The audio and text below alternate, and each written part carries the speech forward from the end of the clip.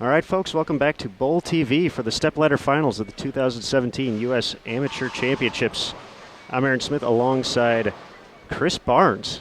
We're going to be bringing you the action. Appreciate it, Aaron. Thank you for letting me sit in here. Oh, thanks for joining me. Appreciate it. We got our scoreboards up. We got our matches. Stephanie Zavala versus Sydney Brummett and Cortez Schenk versus Stephen Vadovinik on the men's side. Easy for you to say.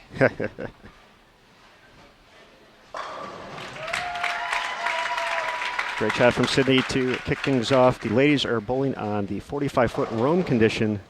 For the men, Tokyo at 44 feet. Interesting that both of them pick long. The gutters played pretty well here this week, and so bowling on some patterns where you got away from it, I'm a little bit surprised, but not terribly, I guess. All right, the winners of these matches will go on the women's side. Julia Bond awaits for the men, Matt Russo. Both of them have already earned spots on the adult team, so we'll have a few scenarios. We'll see what happens after we win our Quick find out start who on our the winners women's are. side. Stephanie was second on this pattern on day 3, behind only Missy Parkins. Blitzkrieg, basically, where she was 360 over. But Stephanie was no slouch. It was 259 over, was second on the day. Sydney was 15th, so both bowled fairly well on it, but certainly the advantage for the day went to Stephanie, with Sydney bowling 80 over. Great double for Stephanie to start, a product of Sam Houston State, making the junior team for the first time, but hoping to add the adult at Team USA as well as a U.S. amateur title. Stephanie kind of holds her fate in her own hands. If she wins this match, she's on the adult team either way, since Julie Bond already has a spot and she would be next in the point rankings. So win and you're in. All you can ask for sometimes is hold your fate in your own hands.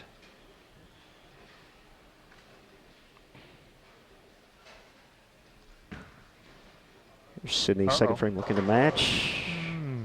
Almost made it back. Talk about a run by Stephen Vadovinik. Those final 2 games went plus 100 to sneak in, earn an automatic spot. Still alive for the U.S. Amateur after -2 through the first 4 games. Yeah, really a big struggle all day, and that 260 game was huge. There's a lot of eyeballs going on. He was right here on the live stream pairs. Everybody kind of knew the situation, and without a monstrous last game, he basically had no chance at all. And pretty cool to see somebody step up in that situation and make those kind of shots. And he picked this pattern, this 44-foot Tokyo pattern we bowled on day 4. He was 6th that day, and so also playing to his strength. And both competitors ended up doing that. Would you rather be doing that in this situation, or would you rather look for weaknesses in your opponent? Maybe a combination of the two. It depends on, if you're particularly strong on one pattern versus the other, I think I would go that direction, or if your opponent happened to be particularly weak, but only if you were strong at the same time. I would still always rather play offense than defense, though.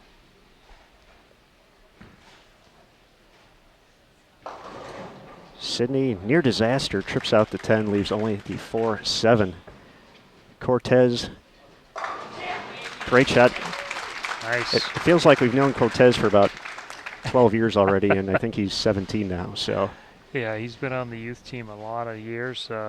He also has an opportunity here to lock in a spot on the men's team by winning. He has to win both matches to make it. That is correct. Cortez, 2 wins away. On the men's side, if Cortez does not win this match, it would fall to next in the ranking points. That would be Andrew Kane, sitting in 5th, 102 points when it was all said and done.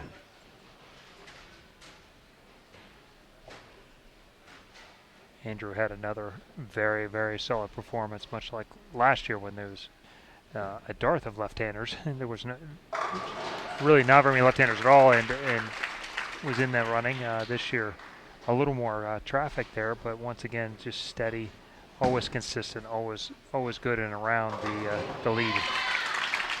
Nice shot there. Stephanie really making her mark this week.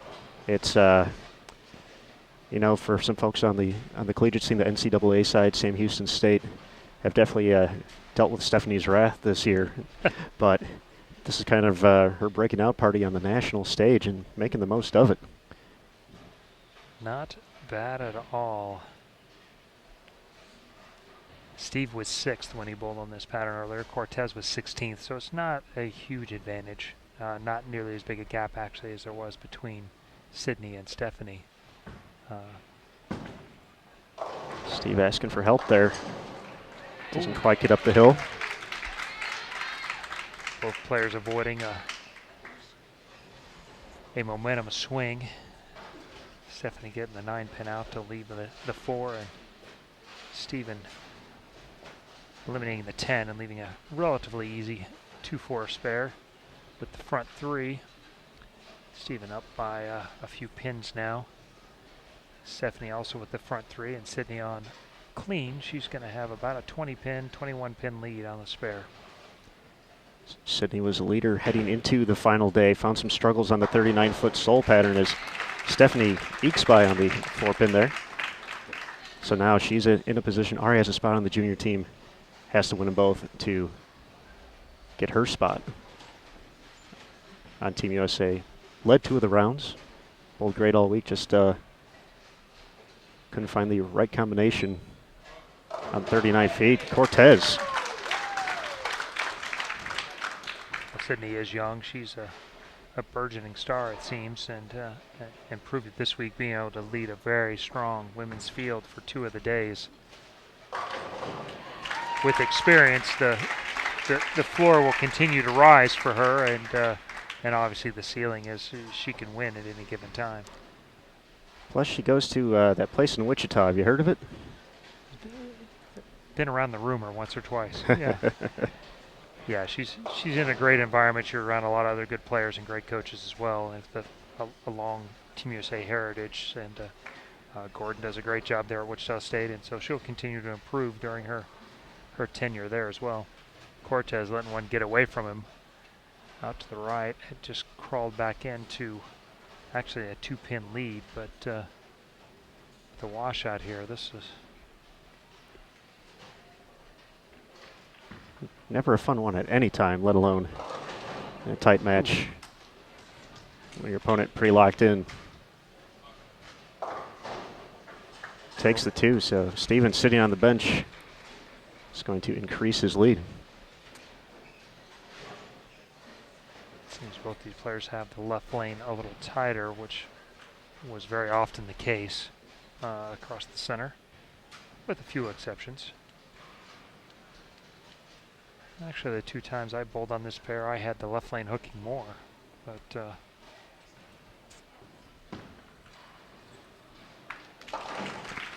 and the reason does not seem to be the case right now.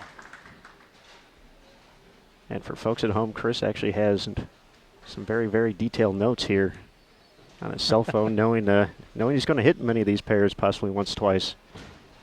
That's a good note for all you kids back home. Stuff 9 for Steven. Even with that spare, he'll have about a 15-pin lead after the Cortez is open. Yeah, the notes from this week, and then I have the notes from when we bowled the World Championships here 3 years ago. Yeah,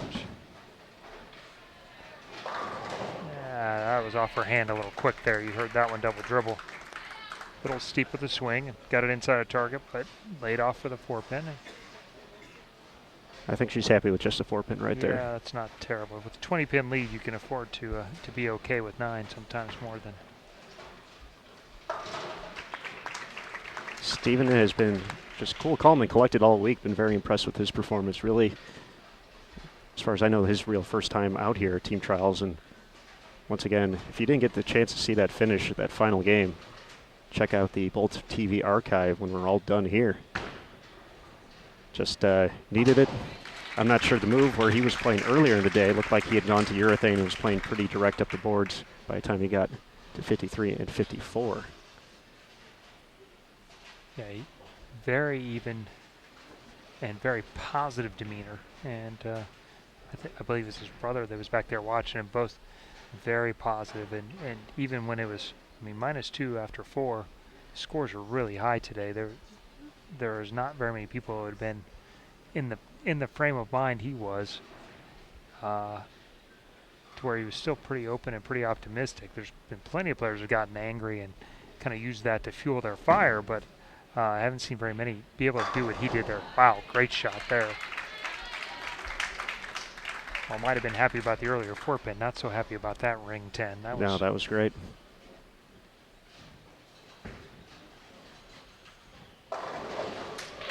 Taking the break. Little showmanship as well. Yeah.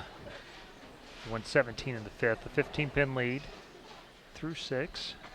Actually in the 5th frame. Strike up in the 6th. Cortez on and open. As you can see there on the screen. Stephanie with a 19-pin lead now.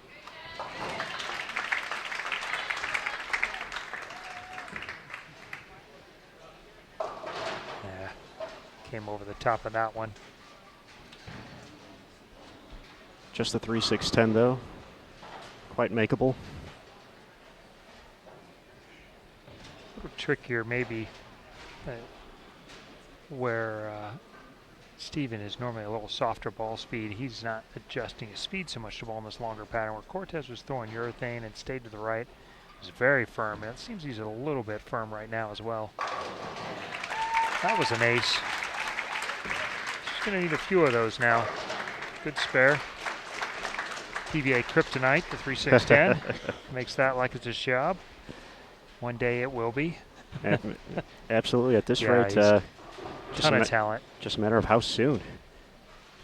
So Sydney has struck the last 2 times on that right lane. She's going to finish on that right lane. A good sign for her. She did start off with a strike here on this left lane in the 1st. And really her last shot in the 5th was pretty good. Just the one loose shot in the 3rd. It's a good shot. It's really amazing to me how good and through Junior Gold and Team USA program and tournaments like the JBTs and things around the country, that how seasoned and how well-rounded some of these players are at a young age. What a great break there. Tripling the 4 and the 9 to get a double. Pulls this back to 9 pins now, and we got ourselves a match over here. Absolutely, and you talk about the talent just here this week. Just fun to watch in general. Getting to sit here catching it all throughout the week. A lot of talent coming up through the ranks. Youth programs, collegiate, moving on up to events like this. And just talk about the confidence swing for Steven after that big finish, making the team. He's got to feel like he can beat the world right now. Well, that feeling you're on borrowed money, or on house money. It's he has the big win. He's got a lot of momentum. Nothing but good. This is pretty free for him right now, and it's a really good place to be when you're up there bowling for something important. Big double by him stretches that lead back out to 25 now. Strike double up in the 7th. He's up in the 8th frame now. Stephanie with a great shot for ring 10.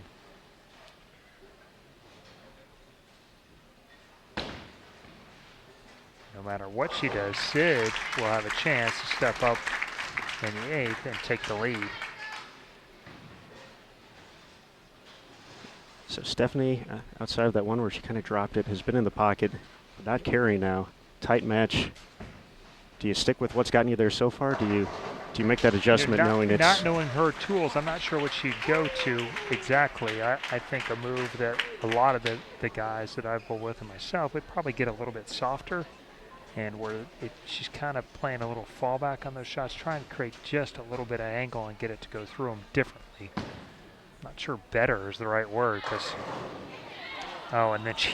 and just got to catch a break or two along the way, too, throwing good shots.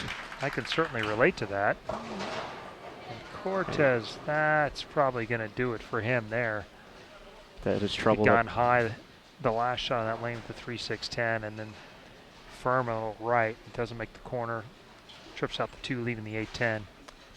That'll drop his max down to 210 if he takes the 1 and strikes out. And Steven well beyond that pace at the moment. Already on 230 pace, so yeah, barring low count open and then another open, it's going to have this well in hand. So Sydney struck the last 2 times on this lane. Looking to take the lead here. Cortez will step up first, however.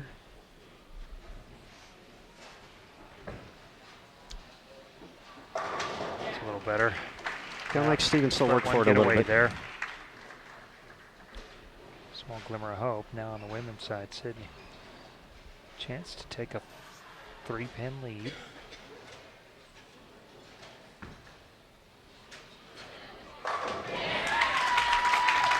Hard to throw it a whole lot better than that. The subtle fist pump afterwards as well. She's a little further right than Stephanie, and that right there, she got it to roll up and threw them a little bit different. I don't know that she's made any better shots than Steph. She's made some fantastic shots, but that difference in angle right now on this particular pair is hurting Stephanie with some really brutal carry. all right. Steven's going to go up next. The winner, Matt Russo on the men's side, or awaiting Matt Russo. Julia Bond awaiting the winner of Stephanie and Sydney. Steven can just about wrap it up here. Yep. He will take on Matt Russo in the finals. Matt Russo has chosen Rome at 45 feet as the higher seed, top seed. That'll be our second championship match. The girls will come up first. Oops, that's not so good. Bad count on top of it. She actually does not take the lead there now. She's going to be behind by 1 pin, and she's 3-6-9-10 is never fun to shoot on a 45-foot pattern.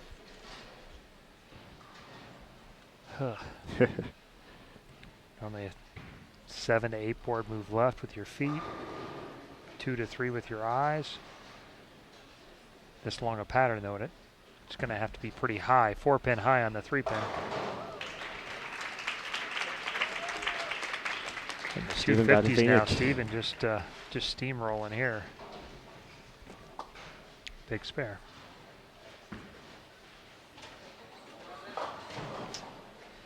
Chops the 2. Moved in a little bit. She looks pretty surprised that it picked up that much. So Stephanie now in a position to mark out with good count. Sydney can max out 210. Stephanie on a 2-teen pace right now.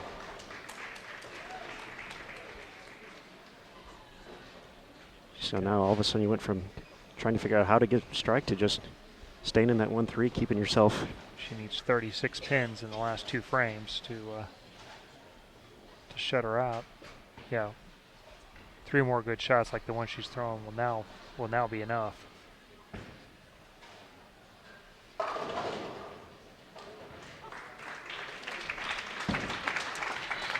A little wide. Pretty fortunate there. Just the 2. Yeah. The bigger deal there is the count that she doesn't leave. She doesn't leave the 8 with it, or even the 4 or 5 with it. So good shape count wise.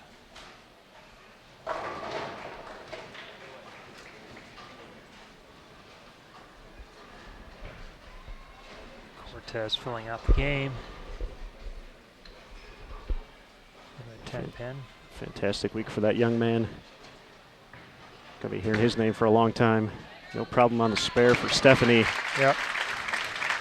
Finishing as high as he did, it certainly helps his chances of being selected. And even at his age, with men's team, it's obvious he is a potential member of the men's team. Either way, moving forward, maybe a stalwart on the men's team, to come. So once he gets that foot in the door, he may never leave. That's right.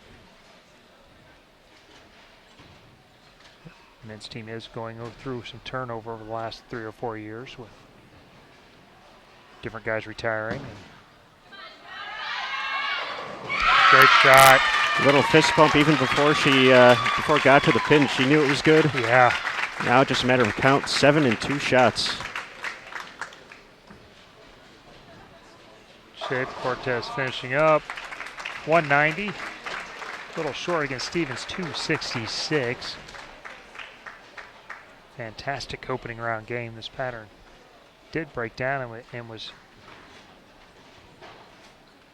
better than some of them, I guess, on the Fresh. On the fire oil, there's a little more free friction, than there is when you're bowling on the ice. But that's a huge opener without just a few minutes of practice. Stephanie throwing another one perfect there.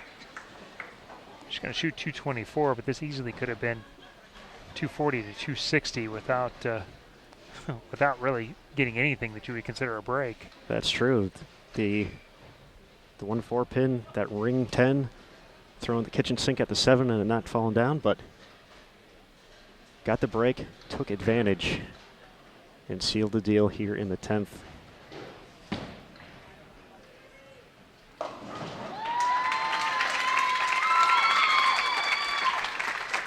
So Stephanie Zavala will advance to face Julia Bond on the 39-foot sole condition. That will be our first final match, followed by the men's Matt Russo picking the 45-foot roam condition to take on Steven Badavinik. There it is, just one shot. Rolled her shoulder forward a little bit, got over the top of it, got inside. Helping it just a little after that. She left a 7 pin in the 5th, was it? No, it wasn't that. She had a strike up there in the 7th on the. But very good week for her as well.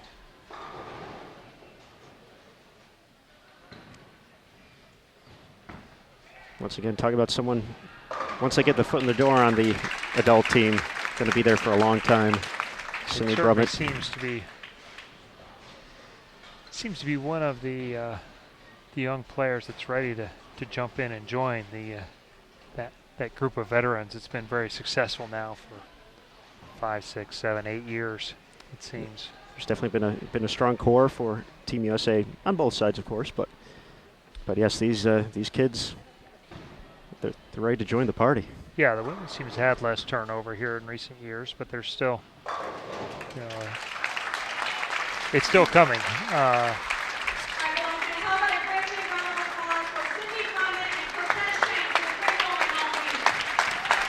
Great round of applauses for both. Stephanie Zavala, 220 to 210 over Sydney Brummett. Stephen Badavinik, 266 to 190 over Cortez Schenk. We're going to move the cameras around here, so everybody hang tight as we prepare for the women's final coming up next on lanes 53 and 54. Julia Bond, Stephanie Zavala coming up next. I'm Aaron Smith alongside Chris Barnes here at the 2017 U.S. Amateur Stepladder Finals here on Bowl TV. Thanks again for joining us. We'll be right back with the women's final match.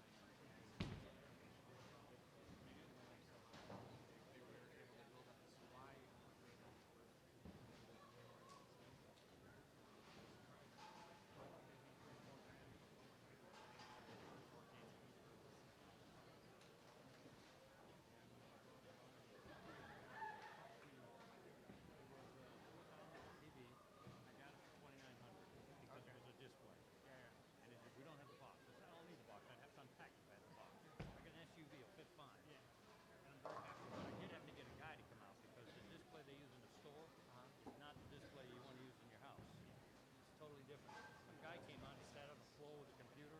About $200. Hey, I love it. Yeah. And you know, think about it until you start realizing two people, one wearing a dark suit, one wearing some dark, and then they blend. Yeah. And then when you get it all adjusted, you can see that there's separation. Yeah. Wow. I'm learning something. And he gave me the code. He said, here's the code you need if you ever lose it. I said, okay. Plan on keeping TV 5 years to get a new one. I think my brother-in-law bought the first. He bought a 90-inch TV years ago from Japan. He had it shipped from Japan. And I stood there and looked at it and said, I didn't like the quality. It really wasn't that great. Just a big TV. And he had a TV. Oh, he had a TV in actual room with the other seats. He's a multi-millionaire. Like, okay. The only thing I like, he built a house, 5,000 square foot, and had a fire pole going from the kitchen downstairs to the game room. That I love. The rest of it was just wow. And then as soon as you get it built and all set up and everything, he just finished building an 11,000 square foot in Nicaragua. Oh, wow. And he bought an island about 2 miles from it. So I put a little house on it. What can you do for? When she kicks me out, I got a place to go. Crazy. Some people do strange things. The ladies are going to throw a few more shots at practice here. We encourage you to pick out your favorite player and cheer her on. The louder you cheer, the more strikes they will throw. So again, don't forget to cheer on your fans. Let's practice right here. So Julia's going to get up, throw a shot. When she throws a shot, I want to hear how loud you can clap. Yeah. See something?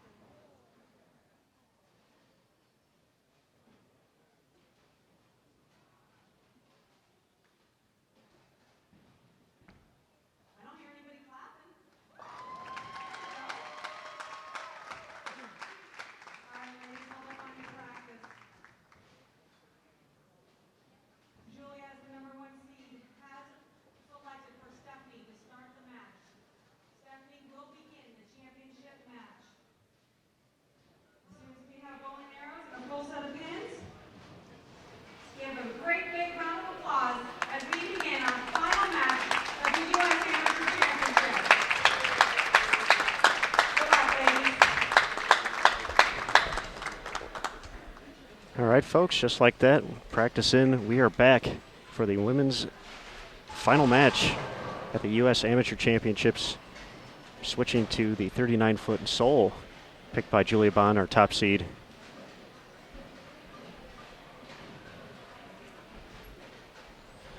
This is the pattern that that both the men and women bowled on today, and so right back at it. This is a purely offensive and defensive play for Julia. She was the second high qualifier behind only Shannon Plahowski with a monster. She was 192 over with a 160 game and a 190 game. However, she shot 567 her first two, which is the important part about this pattern. Absolutely. Loved the fresh.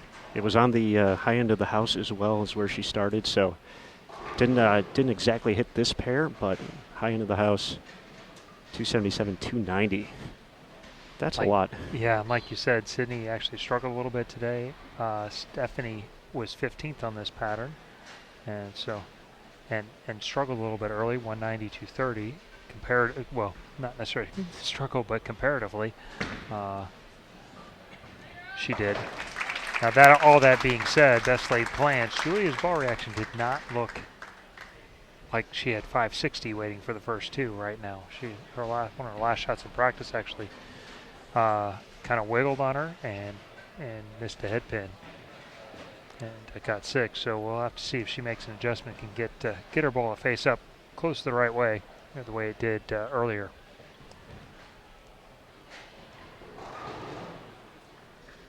Jason Thomas on the camera here, giving us some great shots.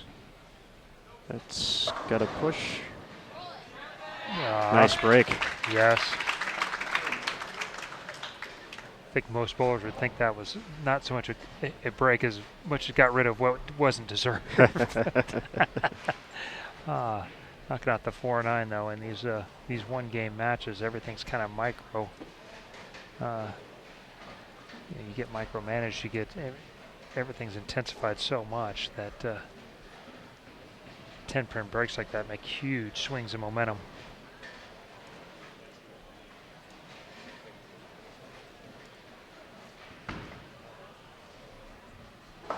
No problem on Perks the the 4 single pin pin. easily. We're all square after one.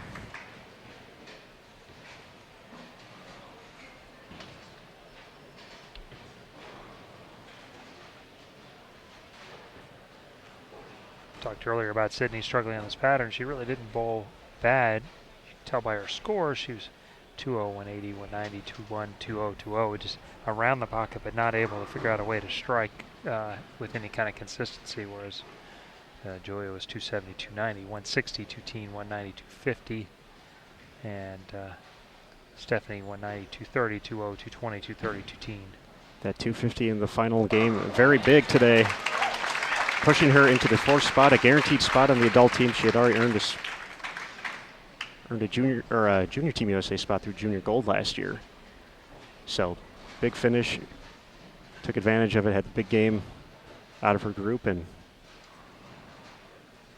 once again another situation where she's free rolling. Right. Yeah. 40-foot pattern. Now, when you saw the guys bowling on this pattern, there's a lot of players that played outside of 10. You're seeing both of these two play more of the center characteristic. Wow. Where you're playing the track a little bit, and can be a little bit tricky there because the pattern's not quite long enough to create a lot of hold. But the distance of the pattern kind of calls for your break point to be around 8 or 9.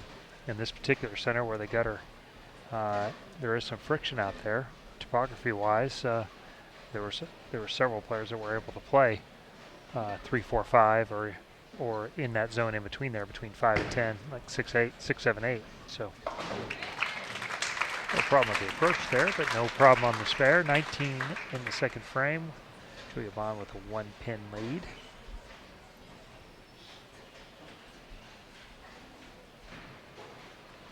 We do appreciate everybody tuning in. I'm Aaron Smith alongside Chris Barnes. This is the women's final at the 2017 U.S. Amateur at Sunset Station. I think we're in for another quality match here. Stephanie was given an opportunity by Sydney Brummett and took advantage in the 220 to 210 victory. That's got hustle. Does. Oh, it did. Not bad at all there. That'll loosen up your swing a little bit to know you can get it, leak it just a little bit. Much further than that would be looking at 210 6 range. count probably, but very well done. Now Julia a chance to step up, get a double here, and create an 11-pin advantage. Julia, a member of Junior Team USA in the past 3 years.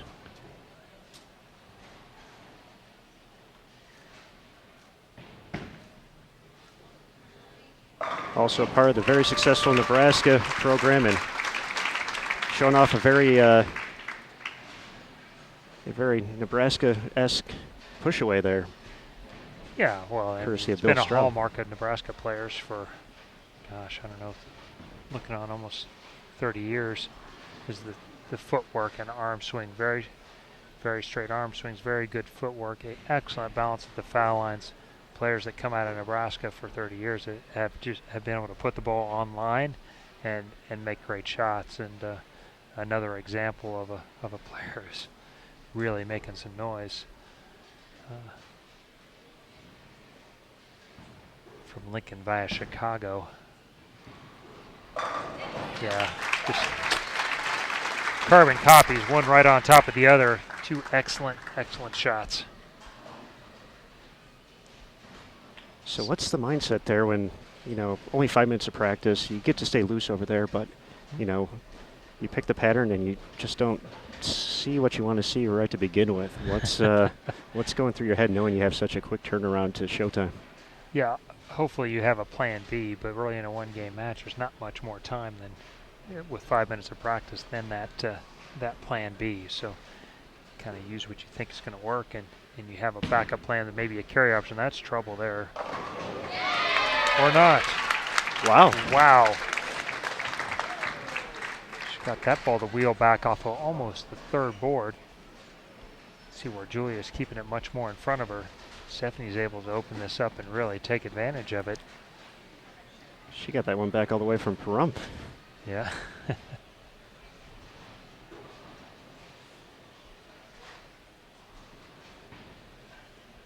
So big double, and she has some room to the right here.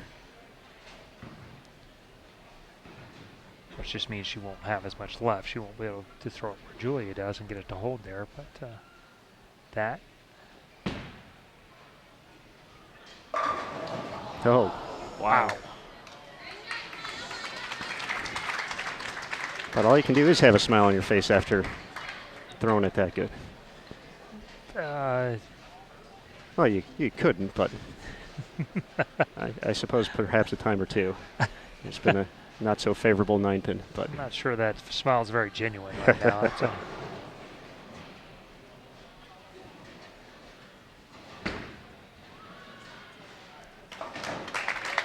wow.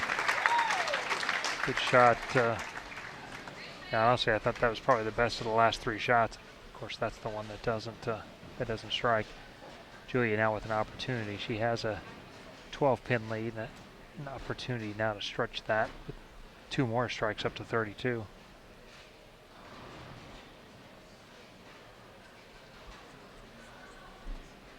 The topography map, there's nothing terribly different that stands out between the 2 lanes.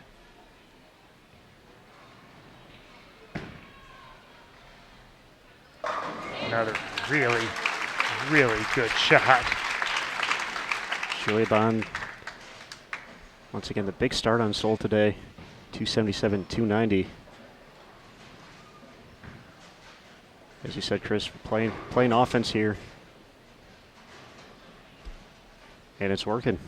Yeah, really, if you're bowling good on this pattern, it's the easiest thing to do. Is the last thing you saw, you're still in relatively the same rhythm. Just come right back out and go after it again.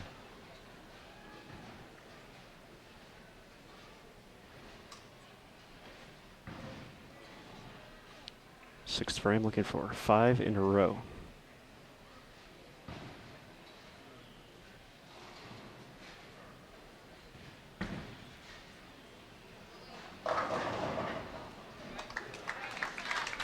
Flat 10. Yeah, just a touch steep there. You could hear it come off her hand just a little early. There's a touch inside, but I mean, you're really nitpicking here. That was less than a board, probably inside a target.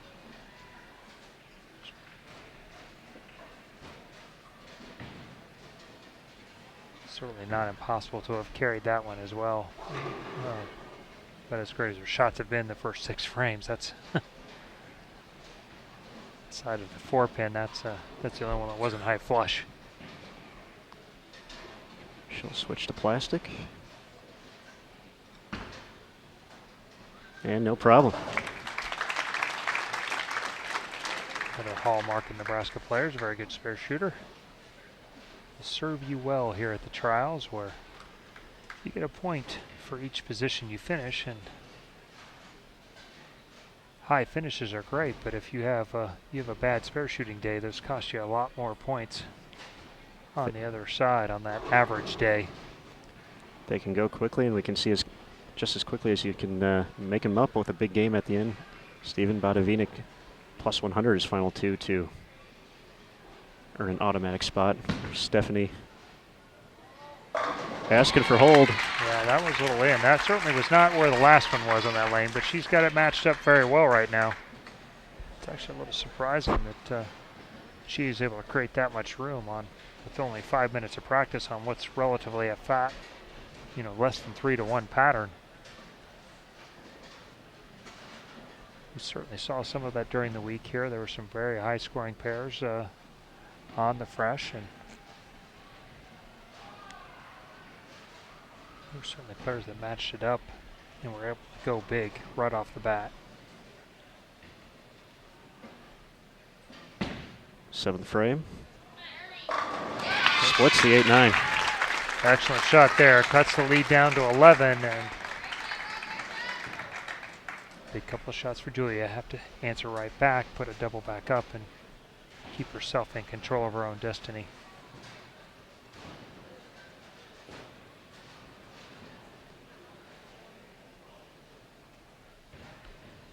Great match so far here. Julia Bond, Stephanie Zavala, two the premier collegiate players out there. Need to make the step to the next level, and this is certainly a great showcase for it.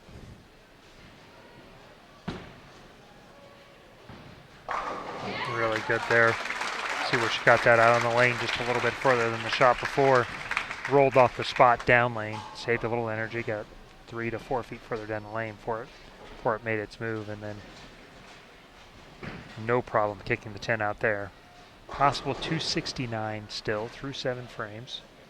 Stephanie Zavala, possible 258.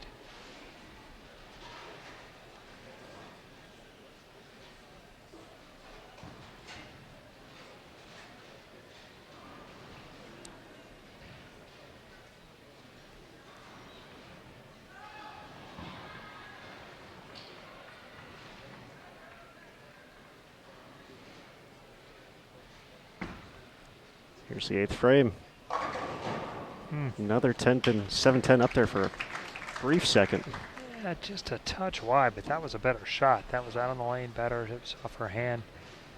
Started to make the move. This left lane looks like it's often when you get such a short period of practice, you get a little transition going on. And it looks like this left lane's getting a little bit tighter than the right lane is down lane. Now Stephanie can step up in the 8th and the 9th. Can take the lead in the 8th.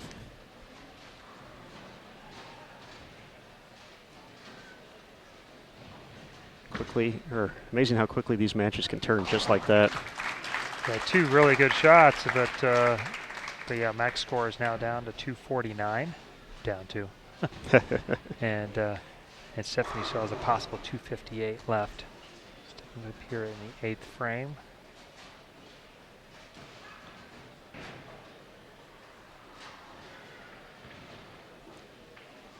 Actual scoring, she's actually still down 11 even with the higher possible score though, so this strike will get her back within 1 pin. So she went light, got the ball right last time on this lane, got some hold, or 2 times ago, got hold last time. Yep, just gonna have to hold a little bit too. Yeah, that was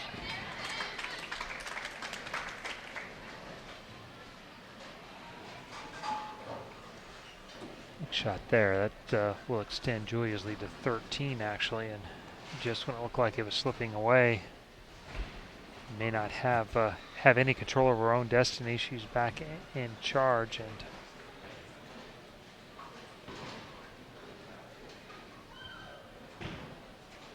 now no matter what Stephanie does, Julia will have control of her own destiny in the 9th and 10th frame. Possible 236 now for Stephanie. Possible 249 for Julia.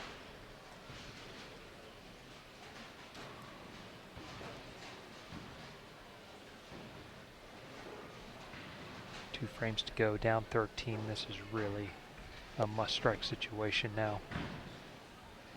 To keep the pressure on.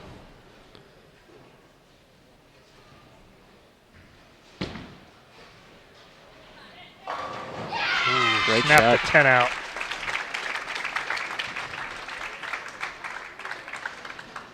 Well, extra axis rotation and the extra rev right there. Saves energy for the back end of the lane. Got the 6 to snap the 10 out. Big shot there. Sets her up. Gives herself a chance.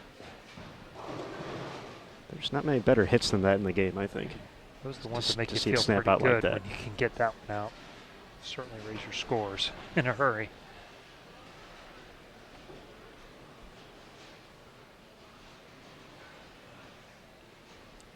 Julia Bond, 9th frame.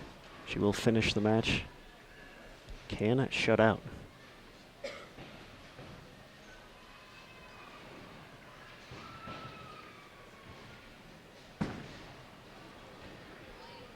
Go a little.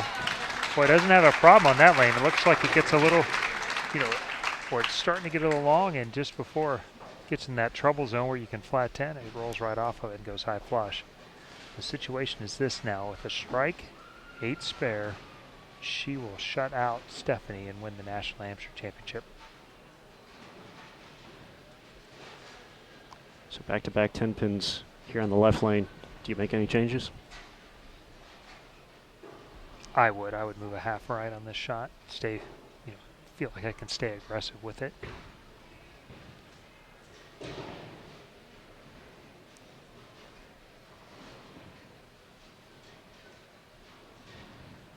Step 1. Can she get the first strike in the 10th? Oh. Wow. That was a really good shot there, too. So Stephanie now will have the chance to double in the 10th to win the U.S. Amateur Championship. And it looked like to me, instead of moving a little bit right, it looked like she just got a little softer and rolled it. I mean, great touch move.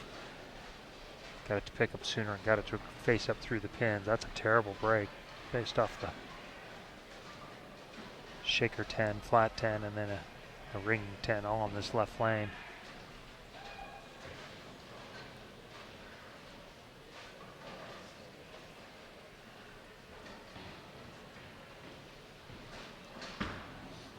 First things first, covers the spare. So they kind of let off with the 4 pin in the first frame. No, that was Stephanie. No, that was her. Yeah, she 4 pinned in the first frame. And then now 229. best laid plans. You pick your lane based off a couple minutes of practice, and they changed a little bit. That's where having the notes ready like you had becomes so crucial in that type of quick turnaround. But yeah. 8 or more here will force Stephanie to throw a double. that would be 8 or more. 229. Now it Field carries. ball always strikes. Yeah. That was a very, very well executed game.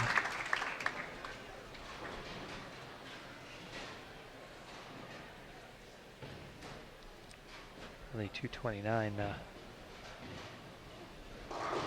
Probably a low outcome for her as well as she performed there. But the situation is now this. Stephanie, possible 236. She will need 2 strikes and 4. And 4.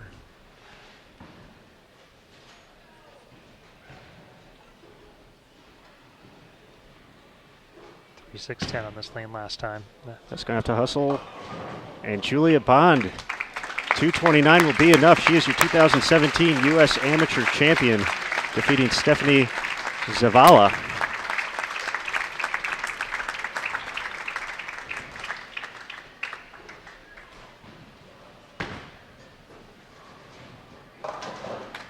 Really a terrific performance by both players this week, and all the way through this game. A lot on the line there, and it's so hard after you go high in a frame like that in the 8th frame to really let it go. And she just forced. It's a very natural move as she gets older. She won't make that mistake as much, but it's very much human nature to force it a little bit right, and that one she paid the price for. All right, one U.S. Amateur Champion in the books. Julia Bond, congratulations. Stephanie Zavala still going to be on both Team USA and Junior Team USA here in 2017. So Matt Russo, Stephen Bodavinik coming up on the 45-foot roam pattern next. We're going to work on the cameras once again. I'm Aaron Smith alongside Chris Barnes. We'll be back in just a few moments. Thanks, Chris. Thank you.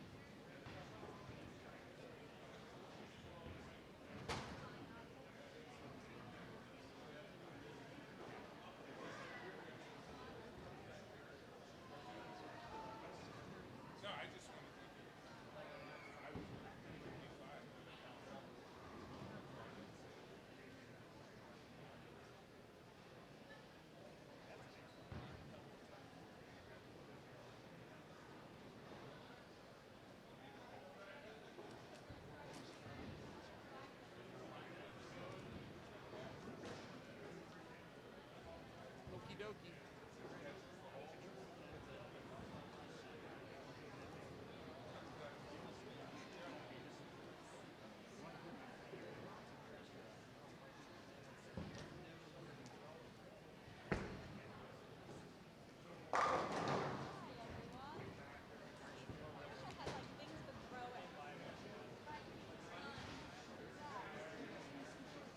Yeah, I don't have anything to throw at anymore. Come here, Chris. I'll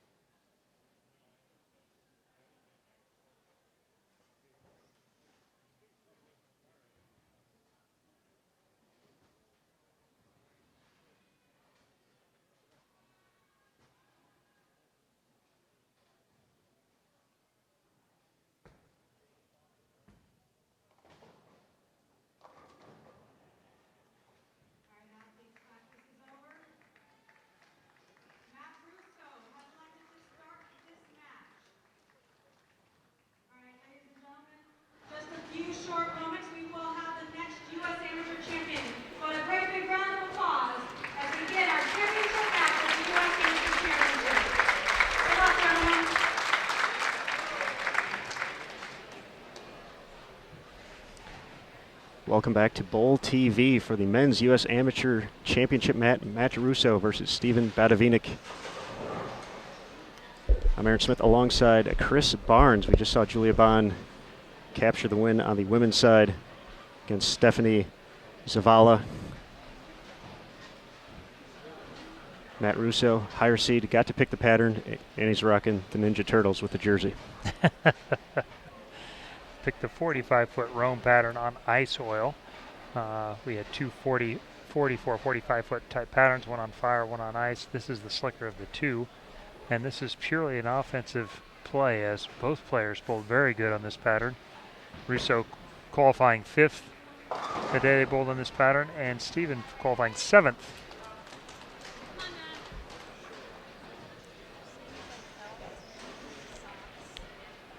Possibly a little nerves here early going. He wouldn't be the first person to throw his first shot a little inside a target. Might have been in my 4th year on tour before I finally got first one going the right direction.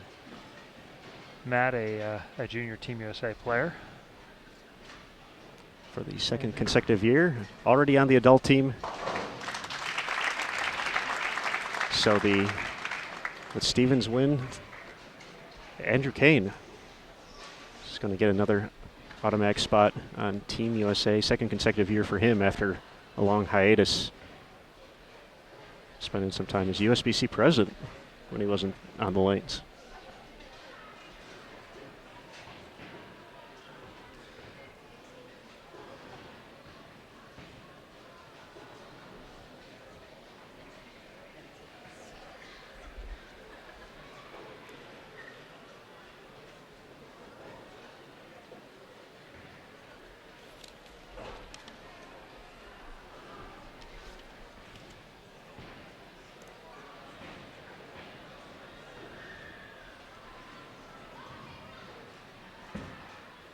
First shot for Stephen.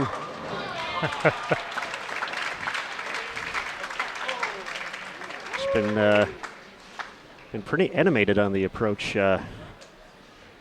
He has in these matches. But that may be the most aggressive of the animations right now.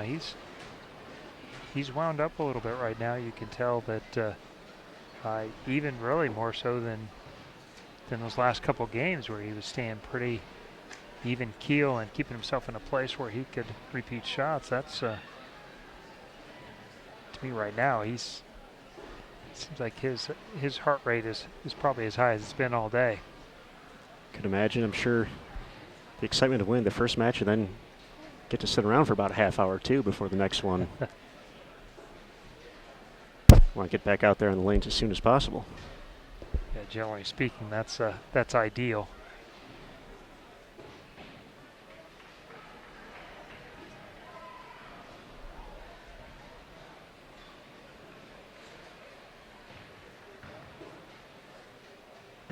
Second frame. Oof. Very generous 2-pin there.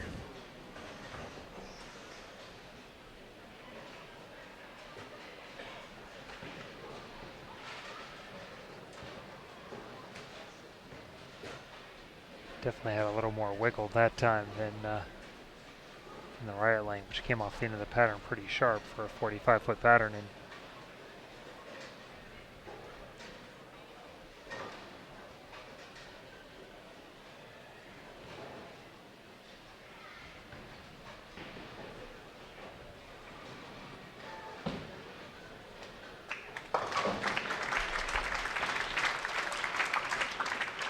no problem on the single pin.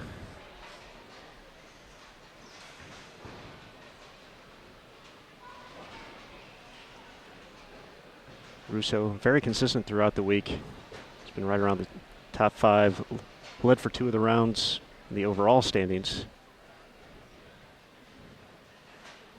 Product of Weber International.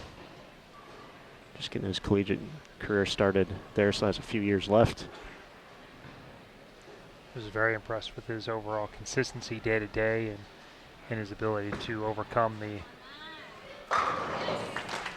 inevitable ups and downs, and not a lot of panic there. Fought through the the tough times, and then when he had it, then he did a great job of taking advantage of it and putting up some pretty big scores.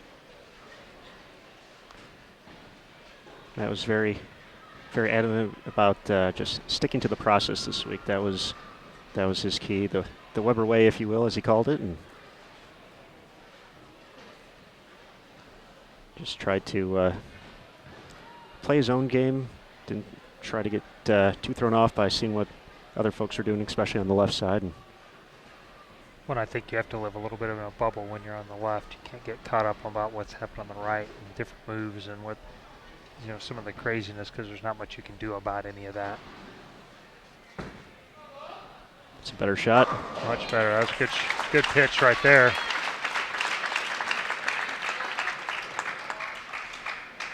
A great frame for a bowler too. Wide shoulders, narrow hips. It's certainly not a disadvantage to be able to have a body frame like that.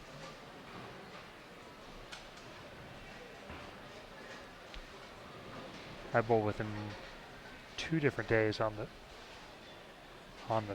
game 1, and was impressed when for lanes really kind of open up or do some things that very good shot maker right from the get-go. And Stephen in the third. Leans on the 7th. There you go. Strike there. Keeps him within 10. Chance to pull it back even here. As tends to happen, all the patterns are less than 3-1, as all the WTBA patterns are. In this particular center, the scores were a little bit higher than the patterns would suggest. It doesn't really matter other than the fact that you have to know the scoring pace, but all the patterns generally played maybe as much as 20 pins higher than they have at times in the past.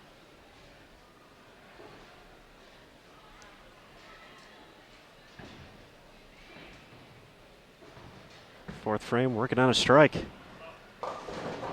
Once again, ball wiggles a little bit on him down lane. Is that actually a ball change on that lane? It looked like a different ball. It looked like he was a little surprised that one didn't come off it either, but twice now it's gotten down to the end of the pattern there at the 44, 45 foot mark and really just gone forward. It hasn't really changed directions.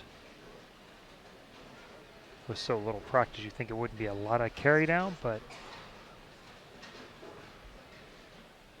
Gonna make a run at the 2, 4, 10. Takes the 2. again, not his best. So we'll see how much this loosens up Matt Russo here. Topography, and we have the maps from the 14 World Championships, 2013 14 World Championships, and there's not a lot there that jumps out at you. Just looking at them, I would think the left lane might be a touch tighter down lane, but not significantly. And but it certainly has looked that way for him so far.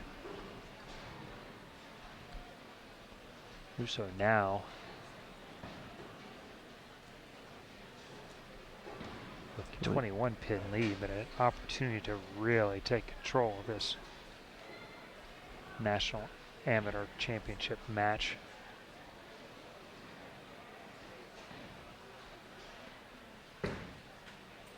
Gotta hurry. A fortunate 9. Yeah, really not that much different than Stephen's shot that's left in the 2-4-10. So.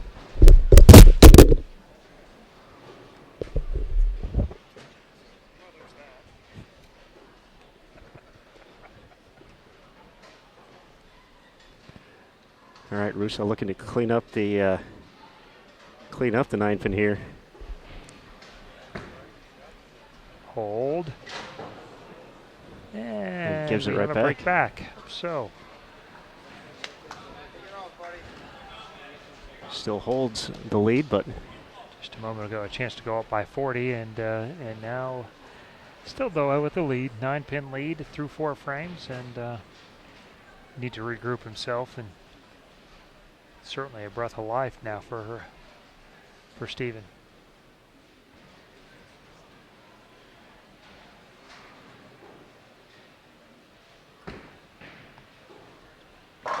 Short memory, great shot. Definitely disappointed about the single pin. He actually walks a few pairs over to 51 and 52. Was a little more jovial after those last two. Walked over to a few of his Weber teammates sitting on the other side. Just chatting with them, but yeah, he's going to get in his own bubble here a little bit and stay focused. And you know, some of that when you're a 19, 20-year-old competitor is finding out what's really best for you. Some people do need to be loose and kind of stay relaxed, and some people need to kind of stay inside the moment a little bit and eliminate all the other noise, even the friendly. Here's Steven. Been good on this lane.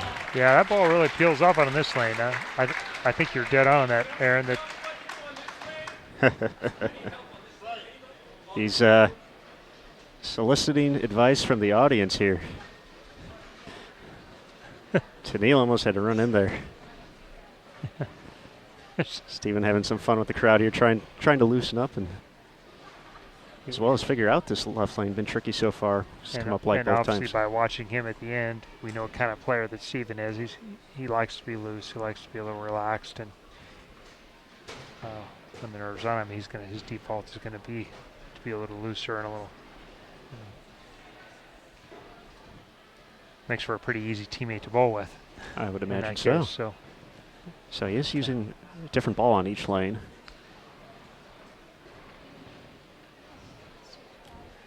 Let's see if he can.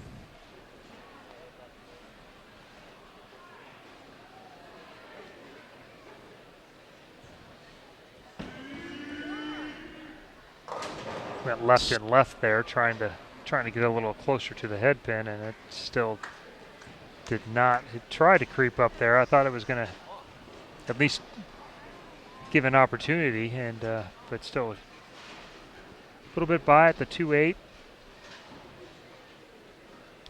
Couple of moves you can make at this point. You can, but probably the biggest one and you do is the one where you get it slower, which can be a really difficult thing to throw at two different speeds on the two lanes. But he may not have much choice here. Running out of frames here, but he will finish on this lane too. All right. Once again, Russo with a 9-pin lead and an opportunity here to increase that to 19 with a strike here in the 6th frame.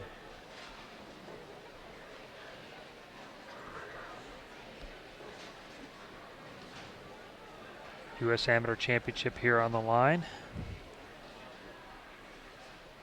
Big thanks to everyone for joining us throughout the course of the week. This is not the finale, though. We'll have the introduction of Team USA and Junior Team USA for 2017 as soon as we finish up here. First things first.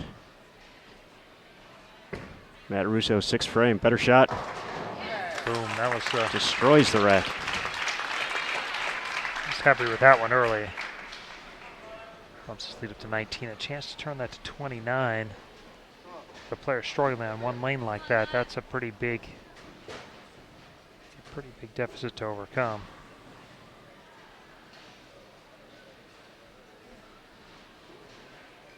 Steven's going through his process over there. He's got to continue to make really good shots on the right lane like he's been doing, and next time up on this left lane he's going to have to make a good guess.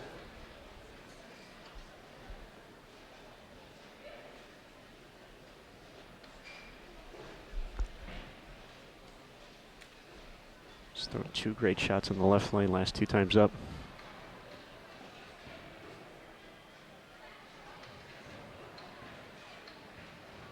A little wide. Oh. From way downtown, gets it back. Got a mitt full of that one.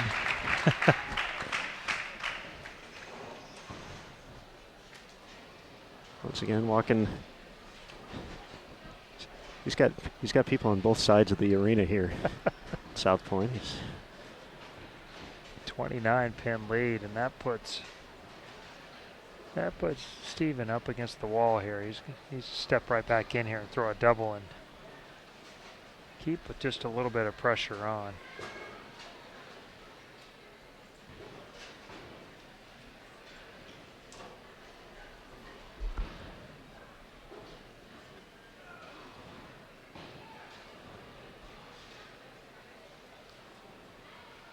Three for three on this lane so far. Make it 4 for 4. Boy.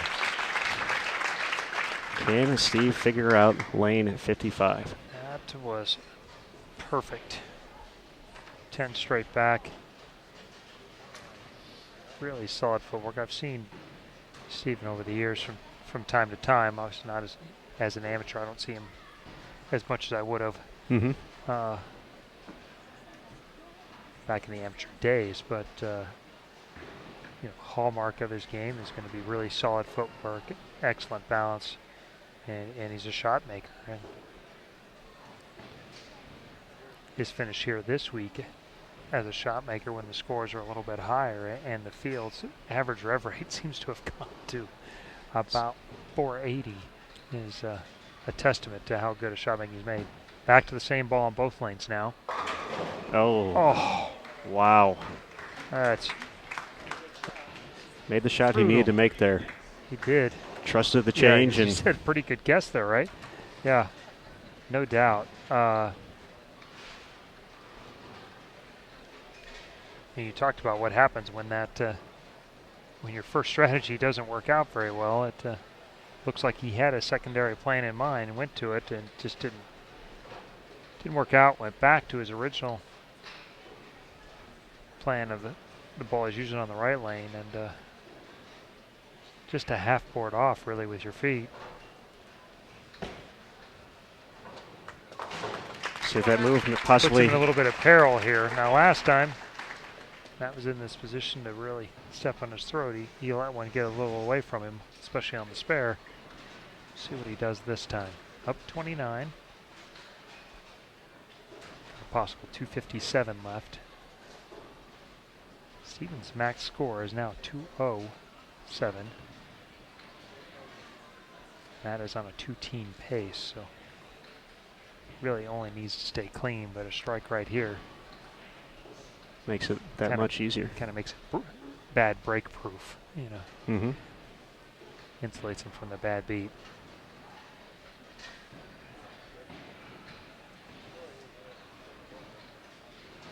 Russo in the 8th. Gets there. Throws the 4 around the 7. Yeah, that was solid right there.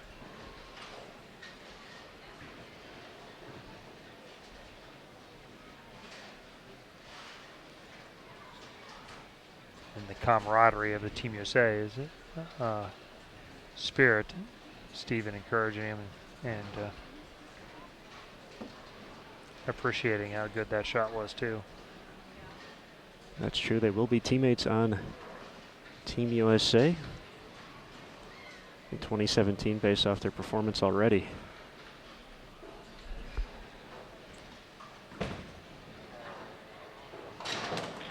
Takes care of the spare. Little right in the ear. Little sigh of relief. You can breathe again, Matt. Yeah. It's a foundation frame. After getting that first shot in on 55. Russo's connecting on the last three. Got that last one in the 7th frame way out there. Actually, yeah. Wasn't terrible, but it was a little bit outside what he was wanting to do, and was able to get it back off that spot down lane. Once again, good to know when you can get it back from a little bit left to target. 9th frame. He liked that shot a little bit better actually, and just a little bit long. Still really the same situation. Make the spare. He's clean in the 10th. That's the most Steven can make him do. But if Steven can now strike in the 8th, or in the 9th, 10th, and 11th, he will force Matt Russo to throw, to mark in the 10th to win.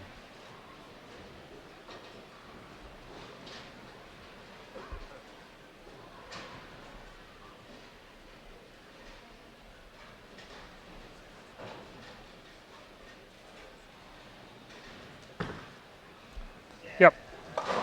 No doubter on that one. So Steven Bodavinik, time to put the pressure on. Put the young man to the test here. Well, what I've seen out of Steven is once he has an idea what is, for the right ball reaction, that he's made some awfully good shots, and so I fully expect there's a real good chance if we get 3 strikes out of him here, it's gonna make Matt show up in the 10th frame. Steven 4 for 4 so far on this right lane.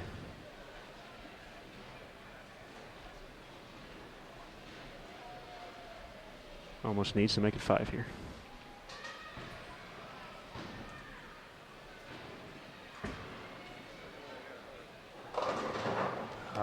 Just a little bit away from just a little bit at the bottom.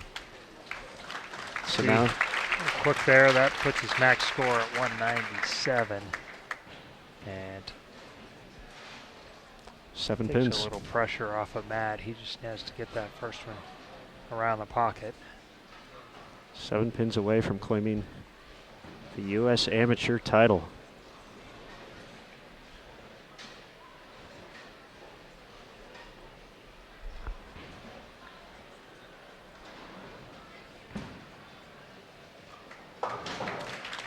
No problem on the spare.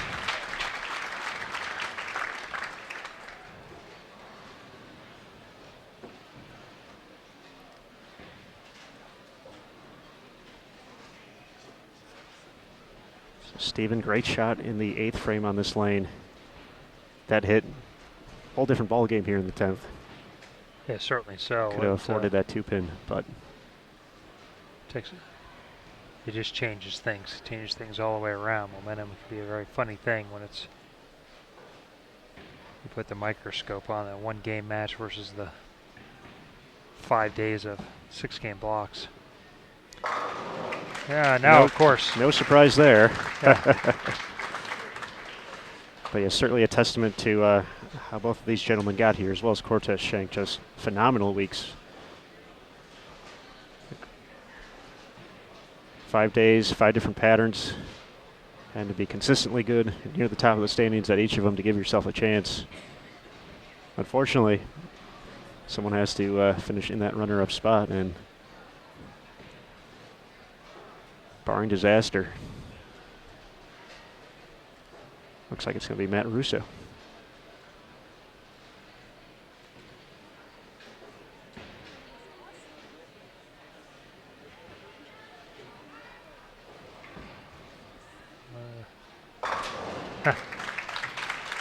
Well, I've done this a few times myself where you committed to an idea early and it didn't work out, and your second choice ends up being the one that works out. And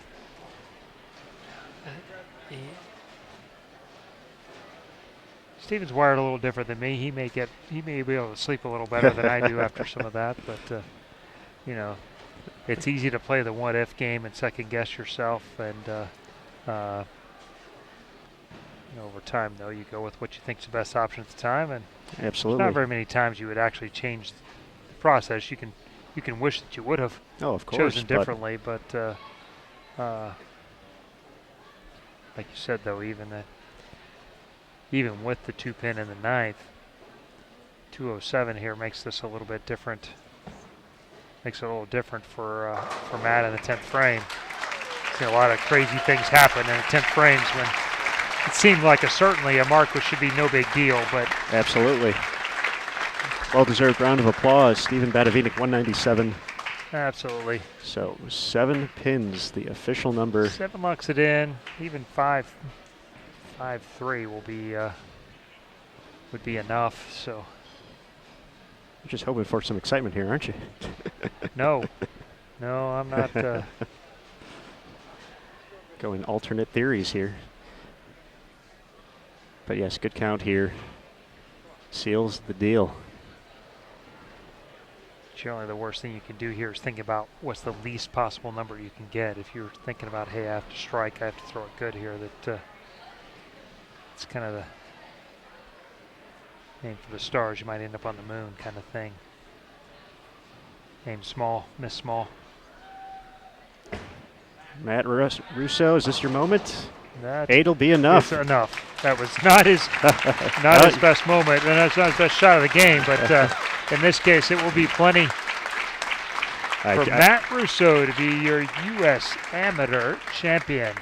I don't think he knew the score. He had to look up afterwards, and then it all hit him.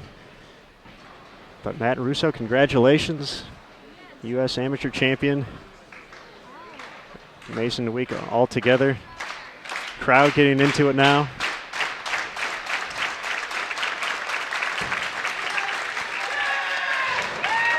Let's out a cry after a great week. He's got to throw another shot after that, though. Yeah, one more. He didn't have to, but. So just a matter of final score now, but Matt Russo. There it is, your 2017 U.S. Amateur Champion.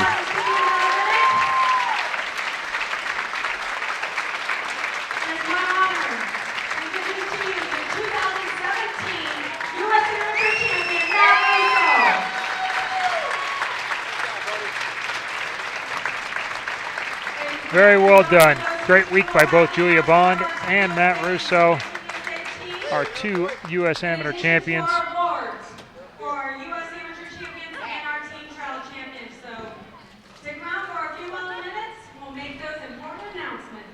All right, you heard Tennille there. The announcements of Team USA and Junior Team USA 2017 coming up next. So, Chris, thank you so much for stepping in and helping us out. Appreciate you letting me hang out with you for a few minutes. Anytime, sir. So, everybody stick tight. We'll find out Team USA and Junior Team USA in 2017 in just a few moments. Matt Russo and Julia Bond, your U.S. Amateur champions.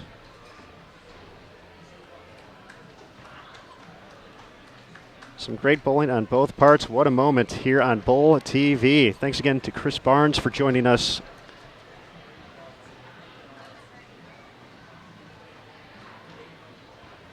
So don't go too far. Once again, the announcement, Team USA, Junior Team USA 2017, coming up next here on Bowl TV.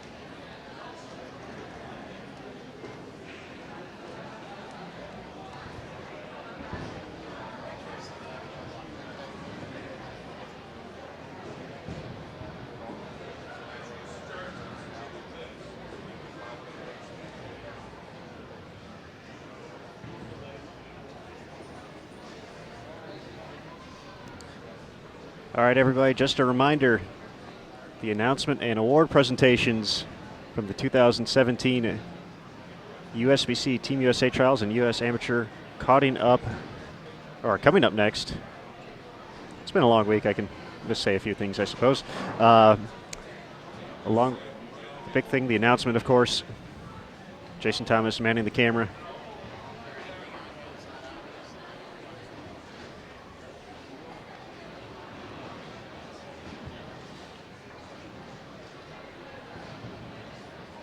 But that'll be coming up momentarily. Don't go too far. We know you want to know who's going to be on Team USA and Junior Team USA. It's been a great event so far. Jacob Buttriff and Aaron McCarthy, your Team USA Trials winners. Matt Russo and Julia Bond just captured the U.S. Amateur titles. We appreciate everybody tuning in over the course of the week. Mike Flanagan, appreciate the kind words, sir. Everyone in the chat room. It's been a good time. We'll be back on Bold TV in just a couple of weeks for the Prairie View Invitational at the ITRC.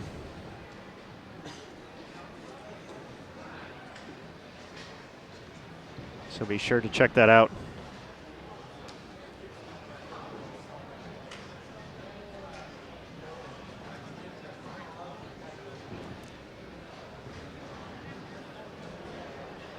And soon we're going to hand it over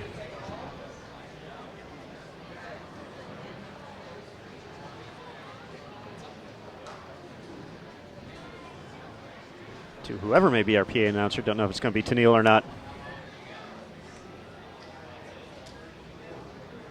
That's coming up soon, we promise.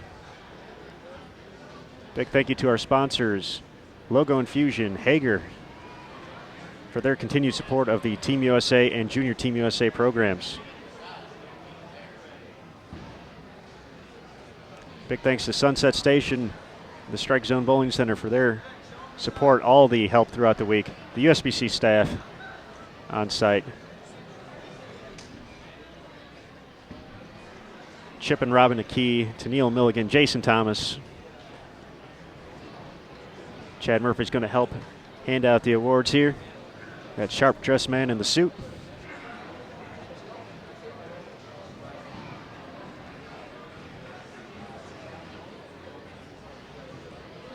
All right, ladies and gentlemen. And here's Tennille. To introduce to you a former Team USA player and the executive director of USBC, Mr. Chad Murphy.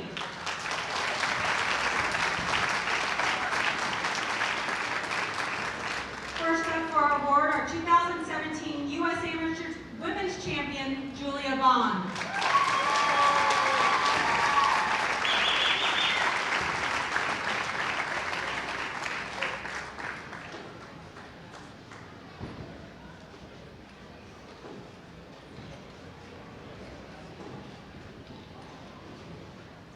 Our 2017 US Amateur Men's Champion, you just saw him bowl his game, Matt Russo.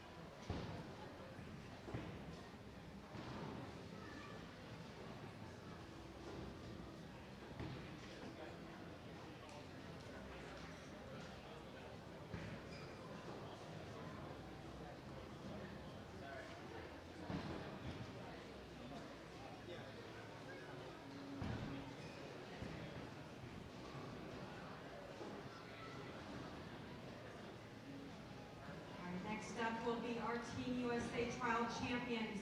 Earlier this morning, we saw her take a phenomenal lead. She is now a Team Trial Champion and will represent the U.S. at the World Cup in Hermosillo, Mexico, Ms. Erin McCarthy.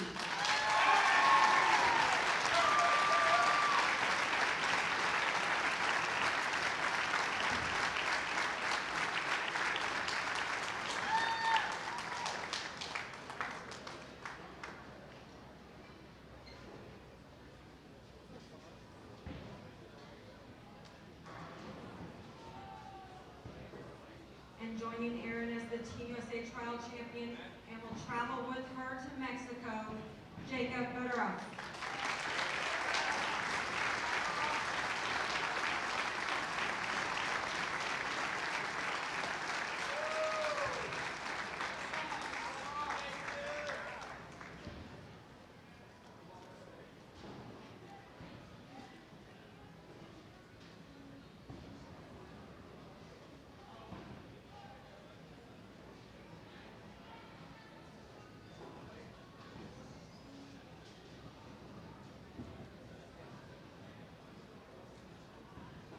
Again, how about another great big round of applause for our U.S. Henderson team, our team trial champions.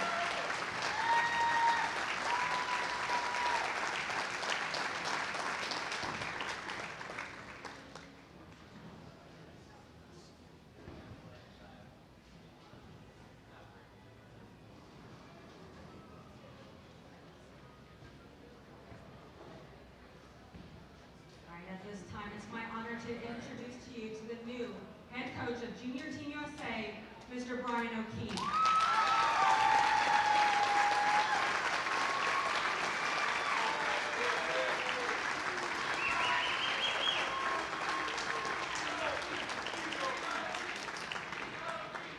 And now let's introduce to you to your 2017 Junior Team USA. Earlier this year, or excuse me, last year at Junior Gold, we have already seen 6 members. We have Miss Julia Bond, Cindy Grummett, Sierra Kitamoto, Caitlin Cummings, Adriana Stacy, and Heather Panatzer.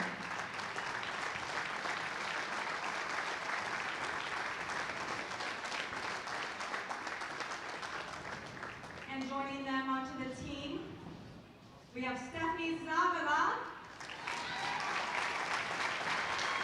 Stephanie Schwartz, Brianna Plummer, and the rookie Rebecca Gotterbond.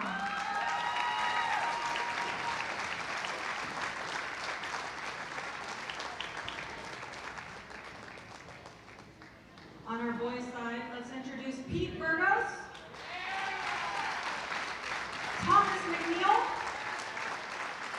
Jeffrey Mann, Dustin Zenner, and Jared Armstrong.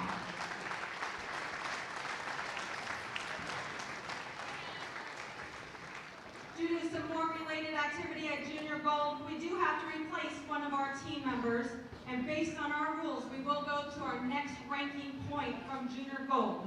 So let's introduce to you your newest member of Junior Team USA, Kenan McFalls.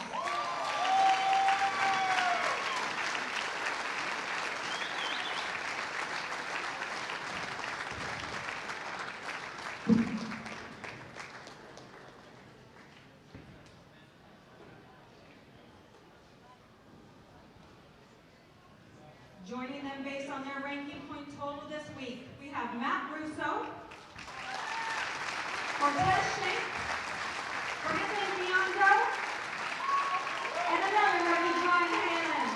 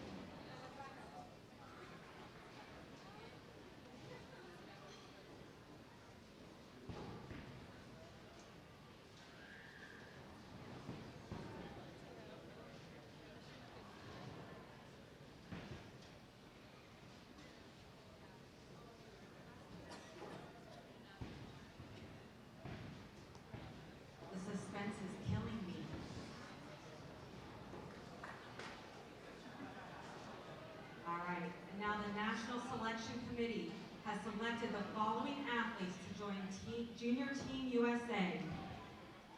On the girls' side, based on her performance at both Junior Gold and team trials, Lauren Payne.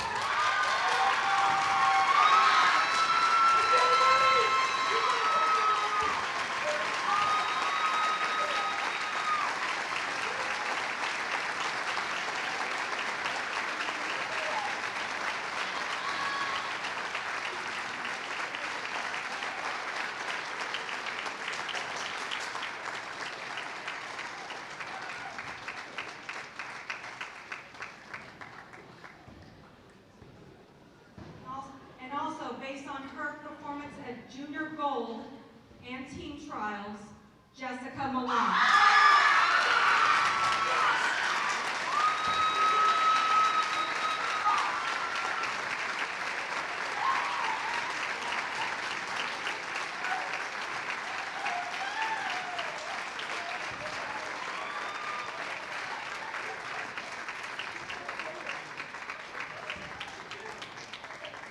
Now for our boys. Based on his performance at team trials this week at Junior Gold, Richard Paul III.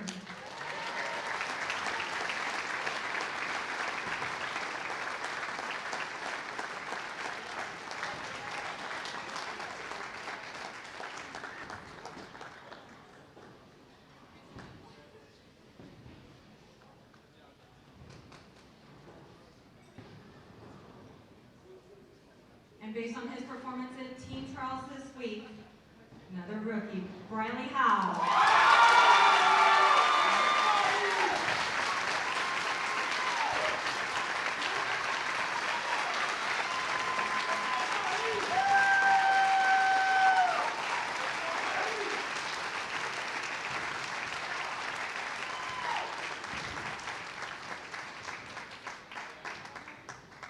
I don't know about you, but I think our future looks bright with Junior Team USA. How about another great big round of applause from the 2017 Junior Team USA.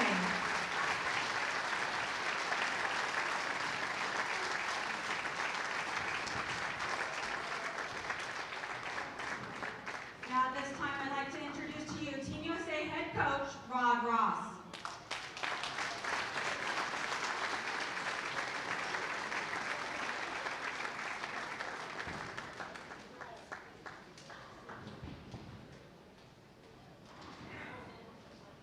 All right, we're going to introduce to you Team USA. On the ladies' side, we have Julia Bond, Kelly Kulick, Shannon O'Keefe, Erin McCarthy, and since Julia Bond is already on Team USA and she has won the U.S. Amateur Championship, we go down in our ranking points. And now Miss Stephanie Zavala is on Team USA.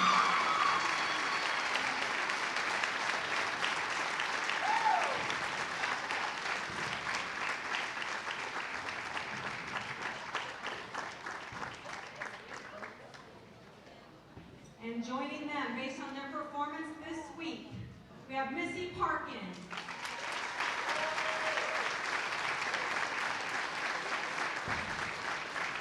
And Sydney Brummett.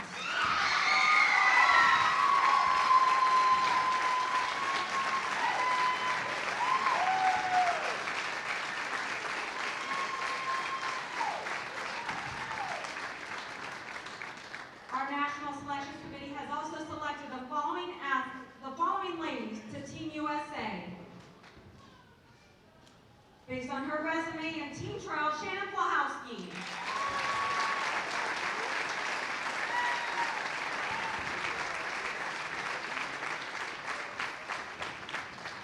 We also have, based on team trials and her resume, Danielle McCune.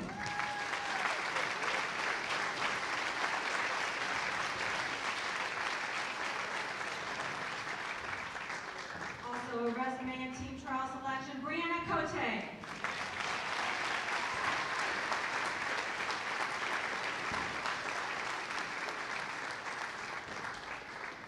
Not able to be here this evening, we have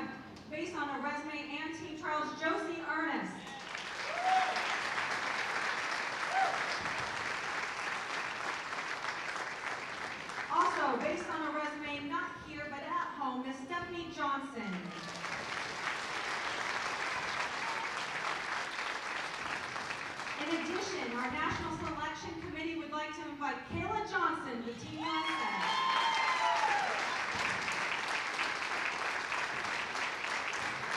And in addition to her performance at Team Trials, Stephanie Schwartz.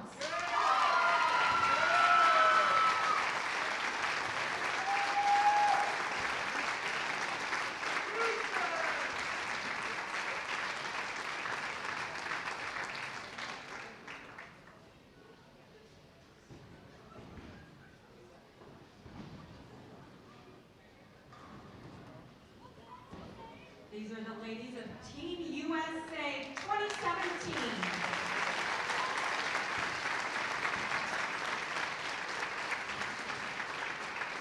All right, based off of ranking points over on the men's side, we have Jacob Burrup, Marshall Kent,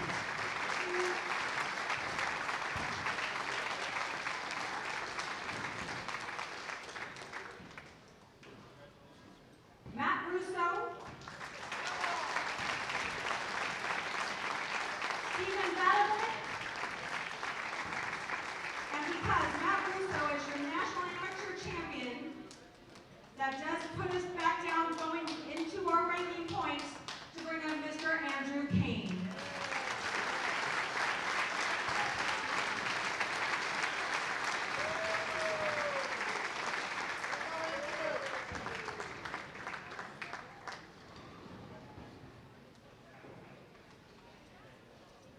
And joining them based on their performance this weekend team trials, we have AJ Johnson.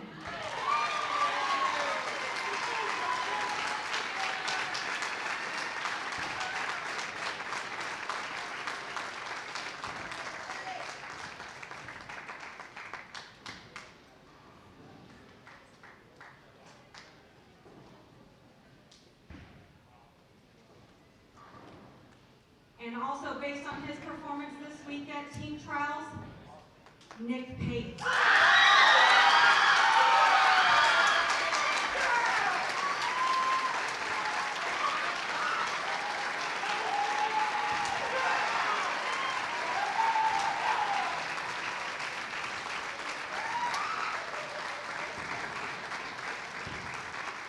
Our National Selection Committee has also selected the following men to Team USA 2017.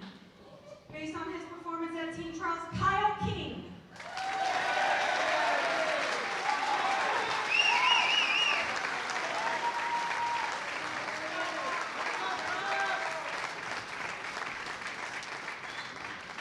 Also, based on his performance at Trials, Chris Barnes.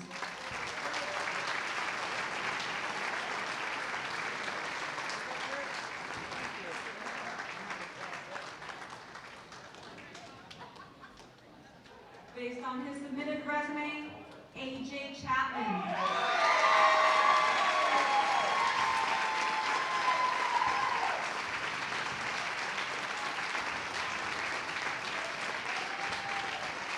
Also based on his submitted resume, Ronnie Russell. Resume selection, Tommy Jones. Resume selection, Sean Rash. And also one more additional resume selection, Chris Vai.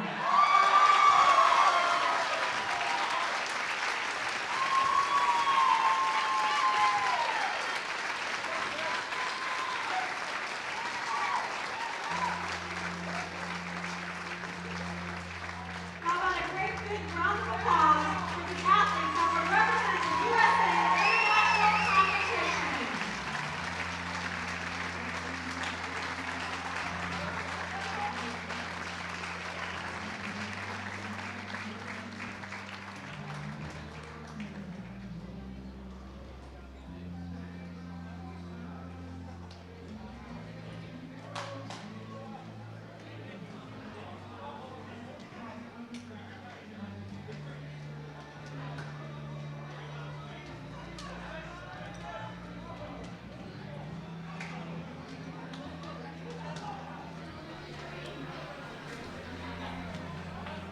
All right, folks, there you have it.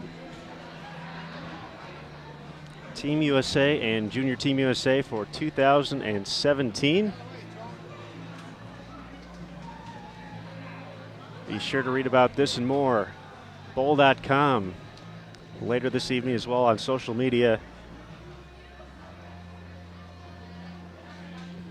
Sport of Bowling USBC at USBC on Twitter. This is 2017 Team USA.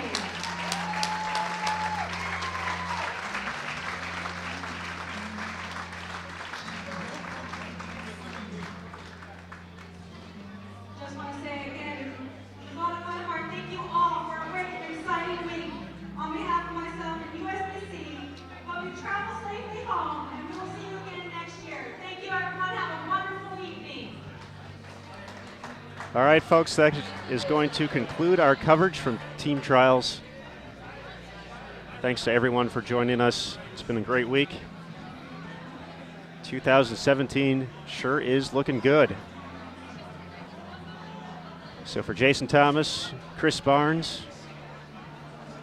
Mike Honeycutt, everybody who's helped out this week, Matt Russo, Marshall Kent, Andrew Anderson, to Neil Milligan, Robin and Chip McKee, Chad Murphy. We appreciate the help, and we'll see you soon on Bowl TV. Take care. We'll see you next time.